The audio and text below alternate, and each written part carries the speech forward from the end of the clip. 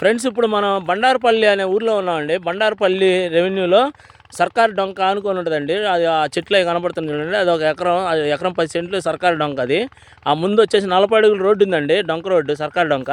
ఆ రోడ్డు అనుకొని ఇప్పుడు మీకు పత్తి వేసింది కదా, ఈ చేను అండి, ఈ చేను అది రెండు కలిపి 4 ఎకరాల 40 సెంట్లు సేల్కి వచ్చిందండి. ఇది వచ్చేసి మనకి బండారుపల్లి రెవెన్యూ ఉంది. రావెల రెవెన్యూకి బండారుపల్లి రెవెన్యూకి మధ్యలో సర్కారు డొంక ఉందండి. ఆ డొంక బేస్ అనమాట ఇది. ఇటు పక్కమో బండారుపల్లి రెవెన్యూ, అటు పక్కమో రావెల రెవెన్యూ. అయితే ఇక్కడ మనకి 4 ఎకరాల 40 సెంట్లు సేల్కి వచ్చిందండి పొలం. ఒకటే బిట్ అండి. అయితే ఇది మీరు ఇంట్రెస్ట్ ఉన్న వాళ్ళు నాకు ఫోన్ చేయండి ఫ్రెండ్స్. అంటే డాక్యుమెంట్ అంతా క్లియర్గా ఉంది, బండారుపల్లి రెవెన్యూలో ఉంది ఇది.